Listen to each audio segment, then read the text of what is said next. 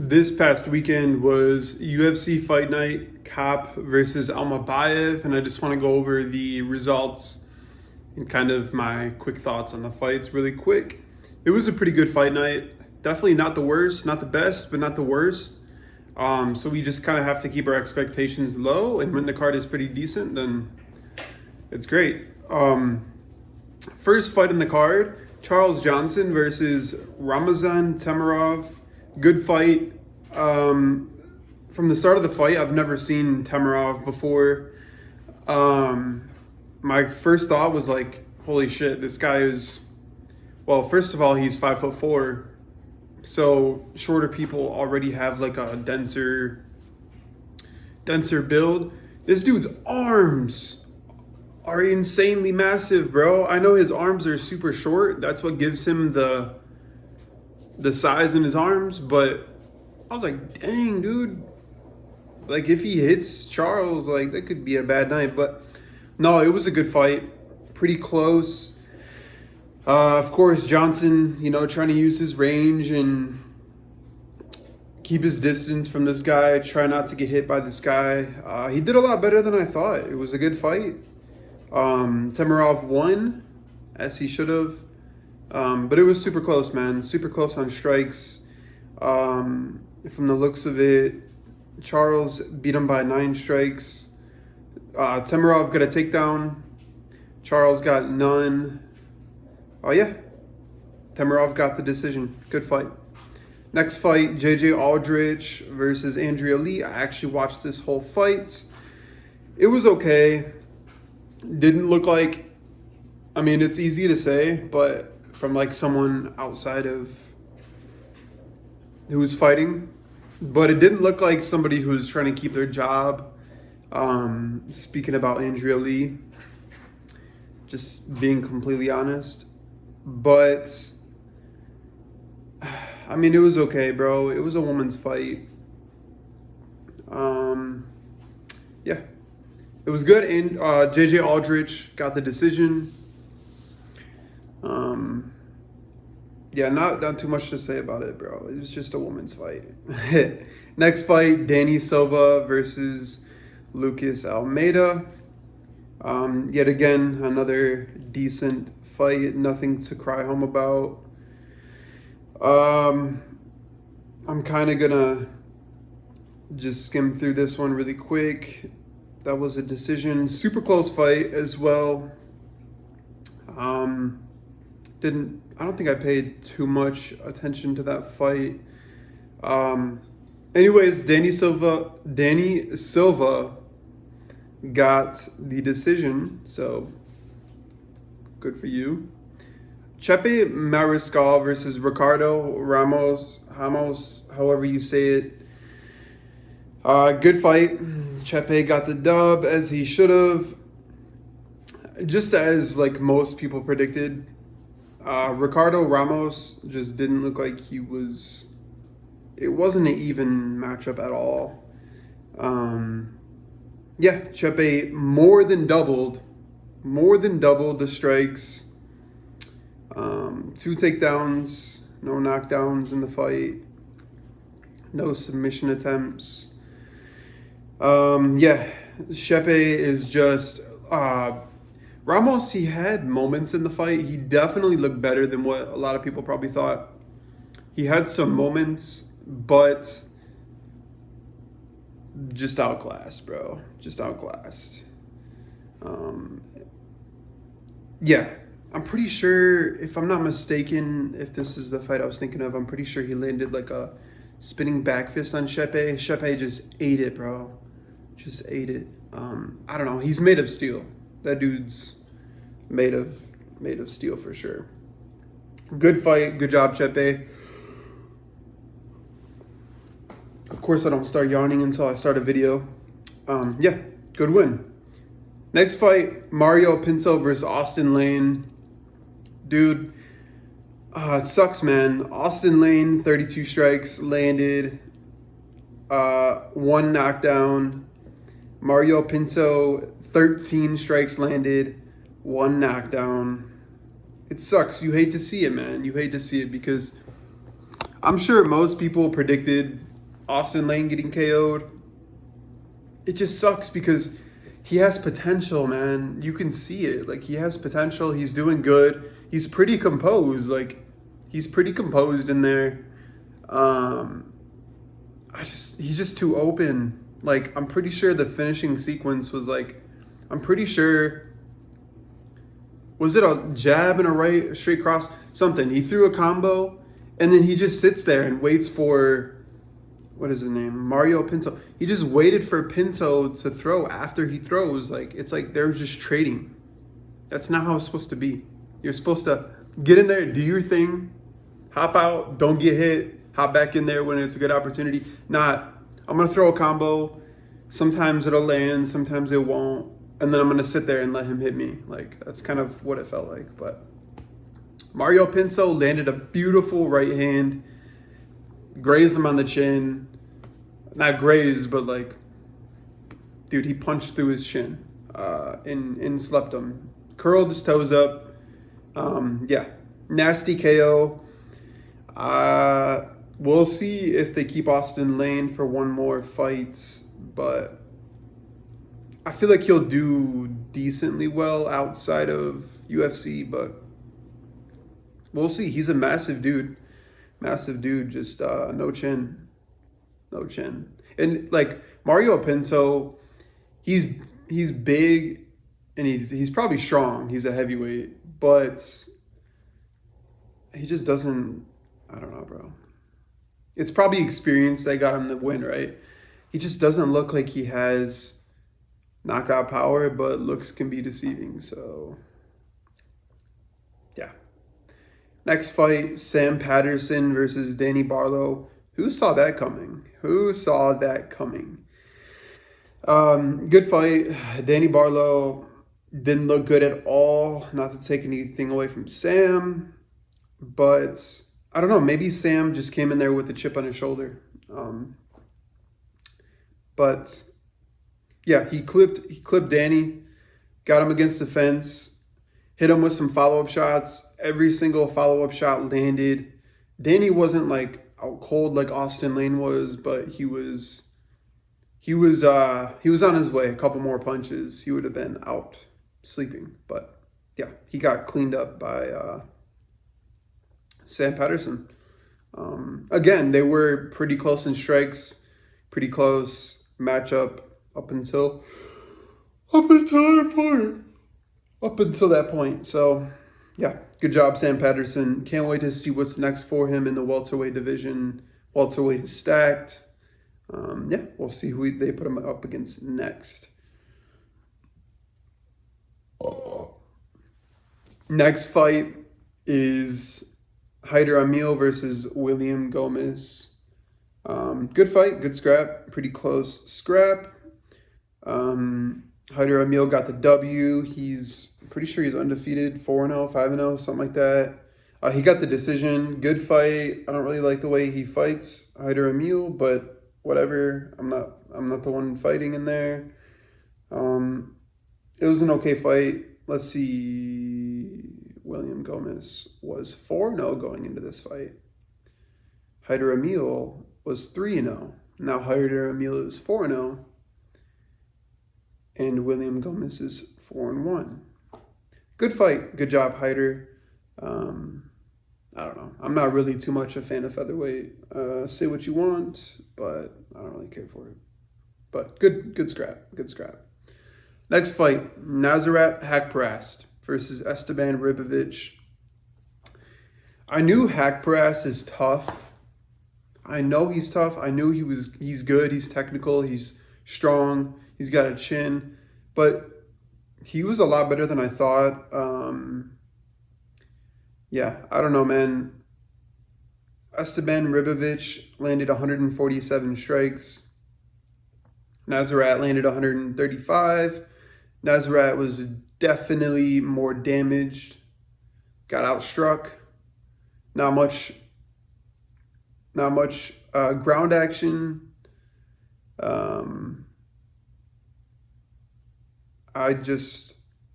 don't know. It was a super close fight, but maybe that's payback for maybe that's payback for Esteban robbing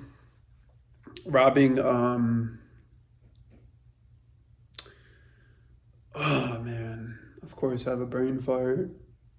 UFC Noches, his opponent, he robbed him. Pretty sure it was a close fight, but because of the third round in that fight, they gave it to Ribovich. But yeah, I don't know. I guess good job, Hack Pressed. He's tough. He's good. He's technical. And there were no moments in there that Hack Press got as hurt as Ribovich's last opponent. Still can't think of his name. But good fight. Can't wait to see what's next for Ribovich. If they give him anyone outside the top 10 or 15, he's going to sleep them. So I don't know. It's just, we'll see. We'll see. Maybe they give him like maybe they give him like a Bobby Green or something. That would be super fun, honestly. Bobby Green versus Esteban Ribovich. That way Ribovich can make a little bit of a name off Bobby Green. Bobby Green is probably gonna lose, so they're both gonna be coming off losses. Yeah. Ribovich versus Green. That would be a good fight. I think Ribovich would probably sleep him with a head kick. Just like the McKinney knockout. Except it's easier. He's a little bit shorter. Next fight, Cody Brundage versus Julian Marquez. Super good scrap. These dudes were friends. Very good scrap. Cody Brundage brought that dog out of him. I was watching some of his pre-fight like interviews and stuff like that, and you know, he was just talking about his past and how he didn't really want to be in there.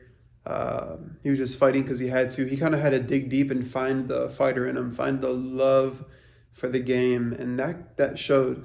That showed because he got Julian Marquez hurt with a right hand. Julian Marquez stumbled, and he finished him.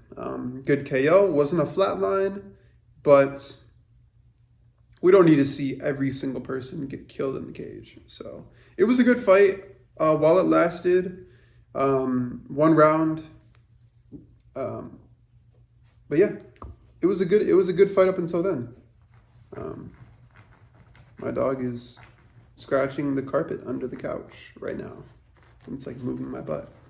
But anyways, good job, Cody Brundage. Can't wait to see what they do with him next. I don't know, maybe like what would they give him at 185? That's crazy. They fight at 185. Who would they give?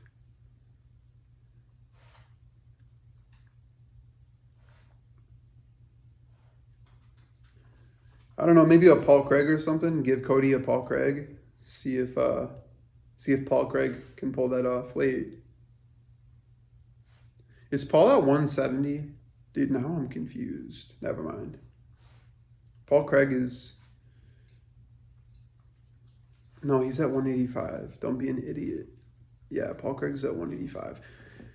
Cody Brundage, Paul Craig. Probably not. We'll see. We'll see what they do with him. Main event, Manel Kape versus Asu Almabiev. Good fight, good scrap. Almabiev is... he obviously wasn't on Kape's level, but I'm going to be honest, for 2.5 rounds of fighting... 2.5 rounds of fighting, and there were only... the amount of strikes that there were, 61-40 is pretty crazy. But yeah, I'm gonna be honest, man. Like, Kape is good. He looked good. He's very good.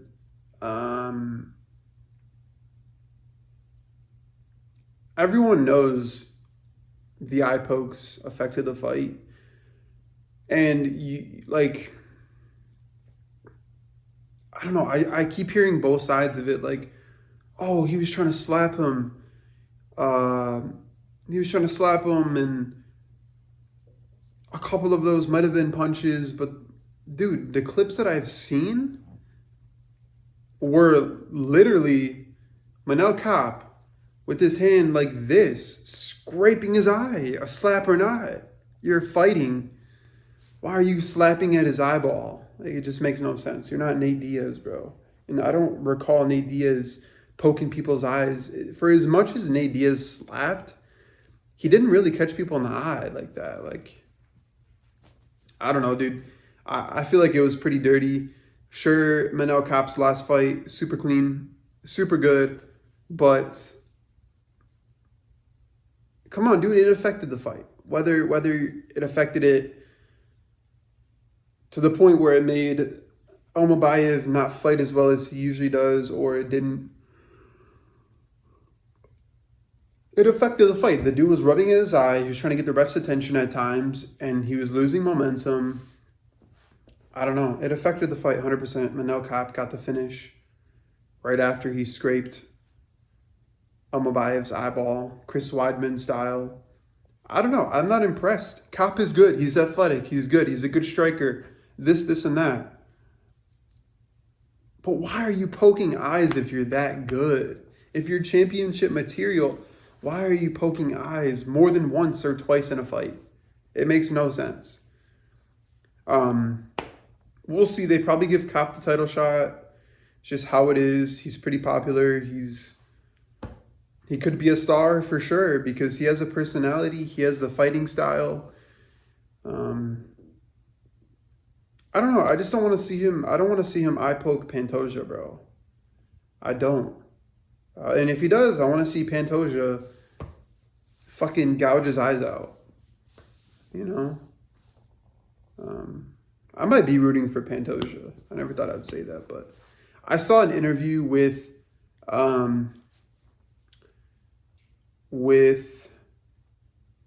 was it Mike Bond with MMA Junkie? I don't remember. It might have been Mike Bond. I think it was, but where he had Manel Kape and No, bro. It wasn't Mike Bond. It was ESPN, I'm pretty sure. But they had Manel Kape on a call with Pantoja. Pantoja, he was speaking. I know he's a nice person. He was saying nothing but good things about Kape. Oh, you're fast. You're good. Your striking is amazing. Your takedown defense is so good. You look so good. You're championship material. You're so fast. He kept saying it over and over and over and over, literally glazing Manel Kape. He was glazing Kape, saying nothing but good things about him. He's like, you're going to be a problem. I'm going to have to train very hard for you. You're going to be a very difficult matchup. Nothing but good things about him. Bro, how do you not like the dude? And he's a dog. He's a complete dog. He outdogs everybody, bro. But I'll probably have Pantoja in that fight. I just feel like Pantoja's too composed. He's seen pretty much every aspect of striker. I guess Pantoja just has to bring the grappling out of Kape because everyone loves Kape for his striking. It's amazing. But let's see something else. Let's see what you got. We know Moreno has the scrambles. We know Royval has the scrambles. Kai Kara France. He's good. He's pretty good. He's probably getting the next shot, right? Which doesn't make sense. You should do Kape versus Kara France. Whoever wins that gets the title shot. That would make more sense because Kara France, he's already been beat twice by him. Pretty sure. Once or twice. So if you think Kara France is ready again, the dude that's more ready than him is Manel Kape. So put them two together for a title elimination bout. and then they're not going to do that, but that would make more sense. Yeah, pretty good fight night, not bad. I'm going to be doing my UFC 314, I think it is, fight predictions tomorrow. So keep a lookout for that. Subscribe if you guys want to catch more videos. And that's it for me. Can't wait to see what happens this weekend.